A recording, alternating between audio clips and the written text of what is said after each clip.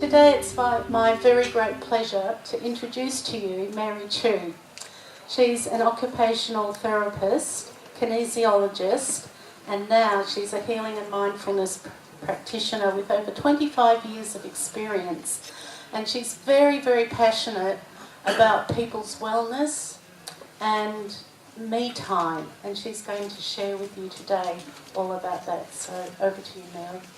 Welcome to my workshop, which is mindfulness for busy people, and I'm just sort of going to talk to you to share with you a little bit about what mindfulness is, how it's changing and adjusting to our lifestyle in the West, and also the opportunities that creates for busy people to practice mindfulness as well.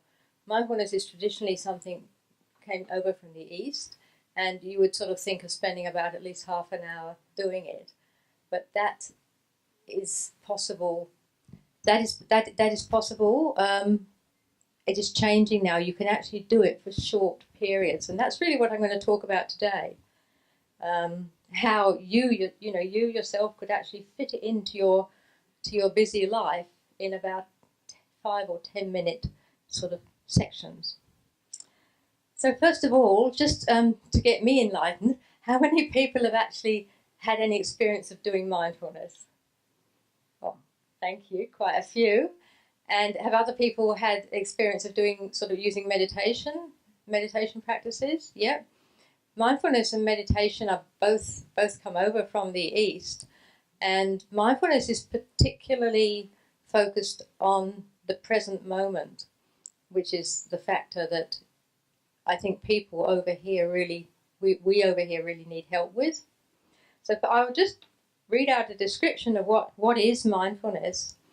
It has been described, it is the practice of being present in the moment, being focused in the present moment, and not judging it, accepting what is. This doesn't mean that we cannot work towards changing situations that are unfair, but it's more about being present with where you are now and not having your mind running around and worrying about the past or making plans for the future. It's about being just fully present here, and your mind, it's actually giving your mind a rest. Your mind doesn't have to keep going and going and going. And that is very beneficial, as I'm going to talk about. Mindfulness, how does it work? Being focused in the moment slows the mind and stops the anxious thoughts and plans that your mind is always making. At a physical level, this calms the body's adrenal fight and flight mechanism, and it gives the soothing, calming parasympathetic nervous system a chance to activate for repair, regeneration and relaxation. So it actually helps to counteract the effects that adrenaline and running on adrenaline has on our physical bodies. So that is the sort of very valuable effect that mindfulness has if you have time to practice it. And it's powerful because it actually gets to the core of the problem. It gets to the core of the problem, the imbalance in the body between our fight and flight mechanism and our nurturing mechanisms, which are actually need to be activated so that we can recover, regenerate and repair our physical bodies. And where did it come from? It is an Eastern meditation technique that can be practiced with your eyes open or closed. It came over from the East, in particularly came through the work of Vietnamese monks who came over to the West after the US invaded Vietnam in their war of aggression in the 70s. And it has settled in the West, and it has adjusted to Western, the busy time lifestyle in the West, the time poor white lifestyle that we all have. How many people here feel time poor sometimes? that's what it can help. That's what it can do for you. So it's now practiced for shorter periods, but it can still work even if you practice it for a shorter period if you do it on a regular daily basis. And this is making it possible for busy people who are time poor to begin to practice it. So before I go any further, I'd just like to, maybe we could all sit down and have an example of mindfulness. I'll just lead you through a mindfulness exercise. So if you need to take a drink of water, have a quick drink of water if you've got some water with you. If not, doesn't matter. And this exercise, just sit comfortably, and it's best done if you have your hands just in your lap, except I'm holding the microphone. So you have your hands in your lap, sit comfortably, feel your back supported, and just gently start looking at your hands, looking at them. And this is a short 3-minute meditation called Happy with Your Hands. You can use it to calm your mind chatter, help refocus and come back to yourself. All you need to do is to find somewhere where you can sit down for 3 to 4 minutes and spend the time focused on your hands. You can spend the time looking at them with interest, curiosity, and just meeting them for the first time. What are they? What do they look like? And also a sense of deep acceptance.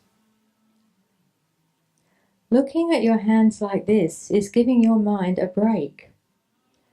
You are accepting them just the way they are.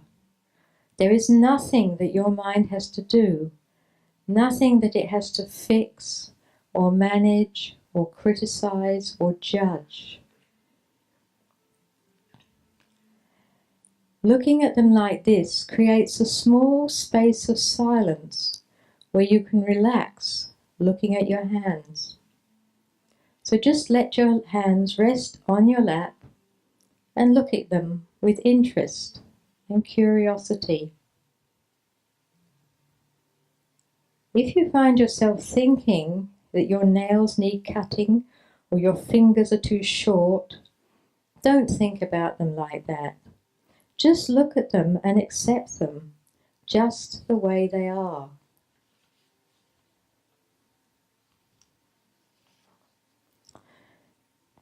Accepting them just the way they are, not thinking about them, but just looking, moves you out of that busy space of doing that we all spend so much time in our busy lives.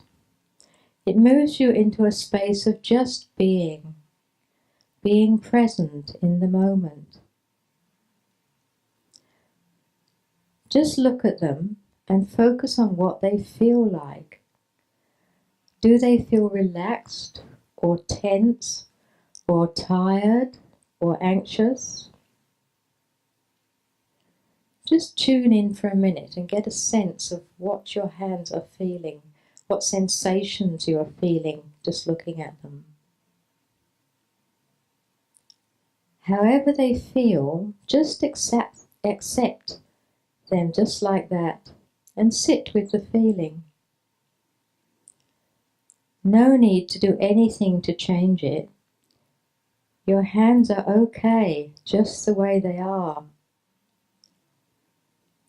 And if your mind jumps in to distract you, reminding you of the prescription that you've got to pick up from the doctors at the end of the afternoon, just gently bring it back to where you are now. Bring it back to joining you and looking at your hands, giving it a break.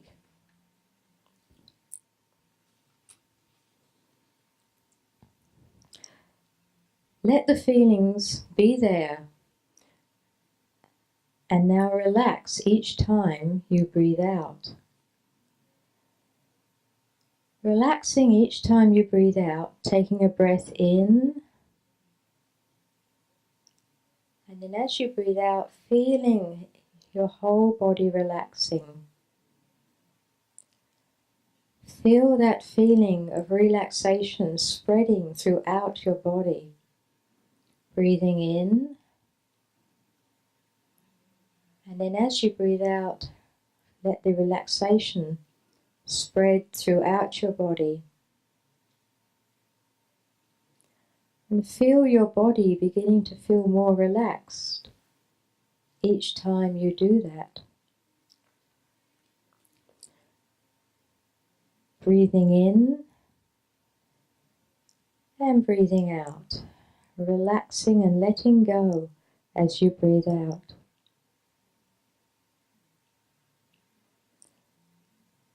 Let's continue doing this, resting in this space. Resting in this space, and each time your breathing out creates a sense of relaxation throughout the body. Continue doing this for about another 30 seconds.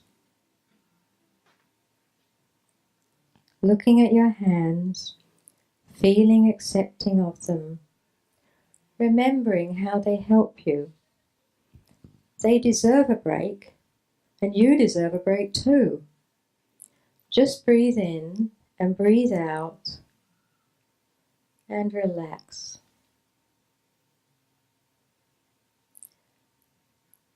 Breathe in, breathe out, and relax your body, feeling it relax as you breathe out. And then begin to feel your body feel more relaxed as you gently bring yourself back into the room. Coming back into the room, becoming aware of your surroundings, of where you are, and the present task that you've been focused on.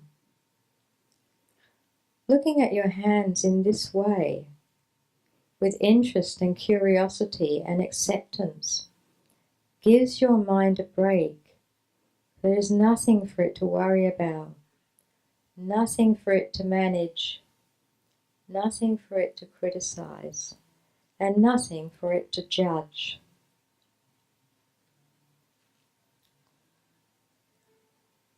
Try practicing this 1 or 2 days a week. It can help you to begin to break the cycle of anxiety and stress. The feelings of anxiety and stress that your mind has got you locked into. Using this little meditation practice, if you use it on a regular basis, it will start to unwind some of that locked in energy that's keeping you locked in on a treadmill. And doing this meditation once or even twice a day can help you let go and begin to feel more relaxed, calmer.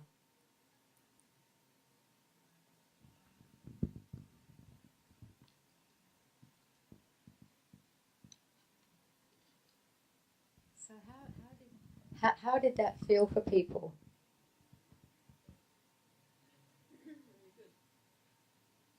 Did you have a sense of being able to look at your hands and just let them be there and not have to do anything with them or not have to do anything for them? They're just a part of you.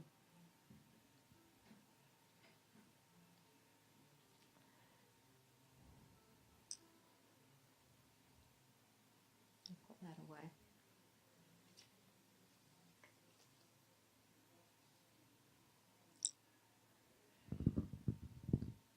So that's an example of an open eye mindfulness exercise. Most of the exercises that are open eye ones are, you actually can use them for an activity that you're doing in your day. So, but those are activities that like involve walking around, like tidying up the kids' toys or preparing vegetables and chopping up things for meals. And it just wasn't appropriate to do something like that here, so I thought the best thing would be to get people to look at their hands. But it can actually be, and that's how you can use them. It's like when you've got some activity to do that is sort of mainly automatic, you don't have to think too much. But so that means that when you do it, you just bring your attention to what you're doing. So if you were washing up or doing the vegetables, you'd just be totally focused on what you're doing and what the vegetable feels like, what colour it is, what shape it is, what you're doing with it.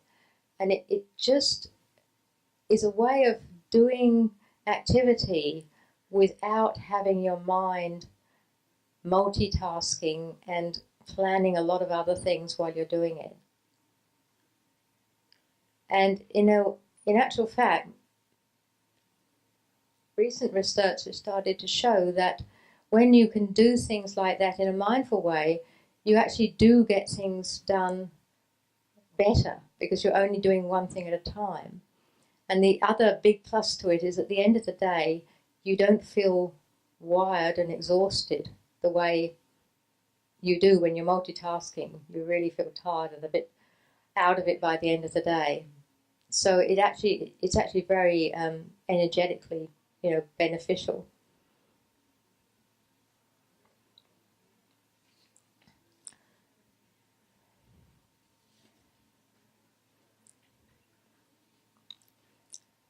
So it is actually becoming a lot more widely integrated into our society. It's being used in more and more situations now. So I'm just having I don't know if you can you see, this diagram here is just benefits of mindfulness. Of course, when it came initially, it was used mainly by the psychologists and in clinical practice, and they used it because it creates a better psychological well-being. You feel more at peace with things. You don't feel so anxious. You feel that you can handle things better. Things don't throw you so easily off balance. Less stress, better mood balance. Then in the workplace, less anxiety, better focus and clarity. And also it's been found to help, it helps cooperation and team communication when people are working in a group together. Schools and colleges, it's definitely being used quite a bit in schools now, helps children to focus better and become more learning ready. And another interesting thing is it seems to help children to sleep better as well, and improves their mood regulation. So sleep is a really important thing. And again, when we're stressed in the day and tired and irritable, it does affect our sleep. How many people have found that when you've had a really tired day and you are tired, you still can't sleep properly? Yeah?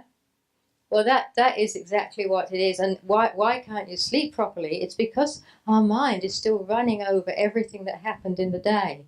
It's still running over and replaying the day. So the mind can't let it go. So that's another thing that mindfulness exercises are very good to do before you go to sleep, is just to listen to one for 10 or 15 minutes, and then you quite often go to sleep in the process. And then parenting, parents and kids, better attention span, and it helps kids to have better able to handle their feelings, self-reflect, and learn life skills, being able to adjust to all the challenges that kids have these days in growing up in the world we live in now. And then the other thing that mindfulness does, on the one hand, it decreases your stress. It reduces your stress. But at the other thing, as it reduces your stress, your body calms down. You have less adrenal drive. You have less adrenaline running around you. So you can actually start to be more creative. It actually opens you up to allowing creativity to become more easily to you. I've been practicing this sort of meditation for about 4 or 5 years now. And I found after doing it for about a year or so, I started to find when I did, I just had all these ideas, creative ideas coming in of what I could do with situations. Has anyone else had it? Hello?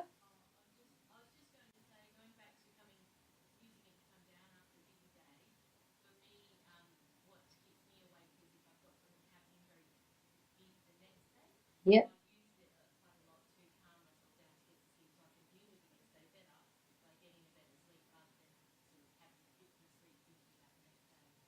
Yep, that's exactly the sort of thing that it can help you with if you've had a stressed out day. I have so many people come to me and they say, well, I still can't sleep and I'm so tired. And that's something that mindfulness can help you with, and also kinesiology as well. So mindfulness is really a gift to us. It frees us and allows you to be present in the moment. And without that anxious, fearful stories that our minds continually create. And that's where the gift in this is. It allows us to reconnect with and express our spontaneous creativity. We all have a creative potential that we all have within us, and that I believe we're here to share. And we live in a world at the moment that is very, very left brain and mind focused, not mindfulness focused. So it's a really valuable tool, and it's a tool that more and more people are beginning to use because it's helpful. Does anyone have any experiences around mindfulness themselves that they'd like to share, or?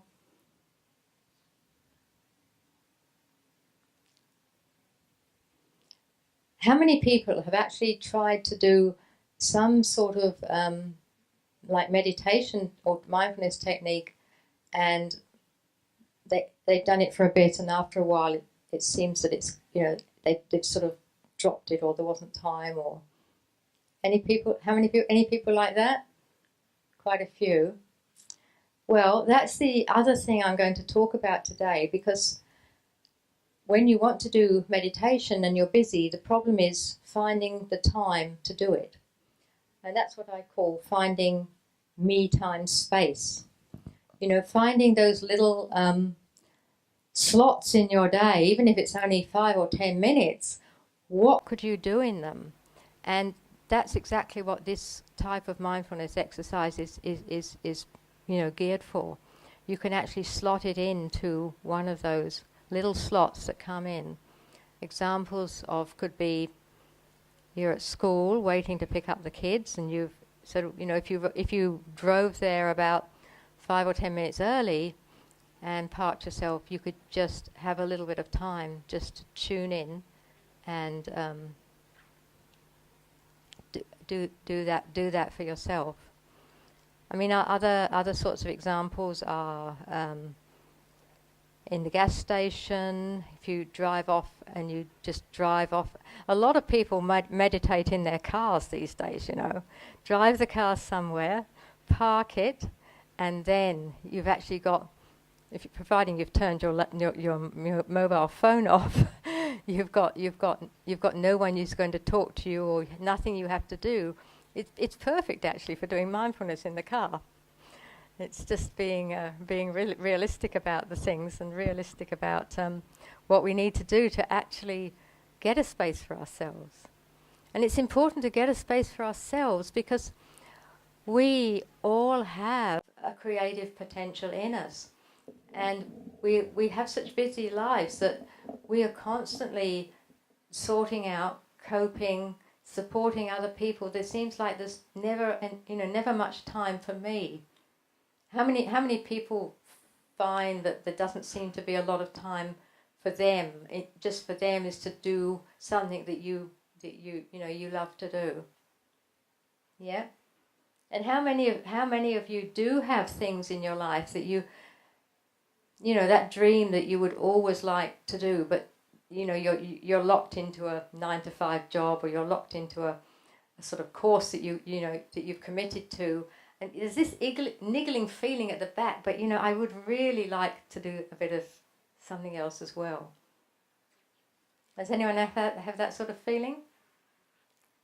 So that's where me time space comes in, and that's what I'm actually offering today. If any of you are interested, if you'd like to come down to my stall afterwards and spend 20 minutes with me, and we can actually go through what it is, what are the things in your life that are stopping you? Where can you find those little me time spaces in your life? And what you would like to do with them. But it's more important actually to be able to make the space first. And that actually incorporates a different branch of mindfulness that I use. It's called mindful self-compassion. Anyone got an idea of what that would be about? Yes? Yeah, absolutely. It's about making time for yourself and being kind to yourself. So being able to care for ourselves. And that's a very, very valuable sort of thing to do. It changes how you feel inside yourself, and then it changes how people respond to you outside, because they can feel that you feel different. It reactivates our heart connections with each other. So, and that what I'm offering is a 20-minute session, and I will also do some kinesiology on you. So when we've identified what is the thing that is blocking you, I'll actually do some kinesiologies to change that stress or that negative belief that is keeping you stuck in that sort of treadmill, that locked circle. So I don't think I've got time to demonstrate that at the moment. I'm just looking at Jackie. But does anyone have what the time is? Sorry?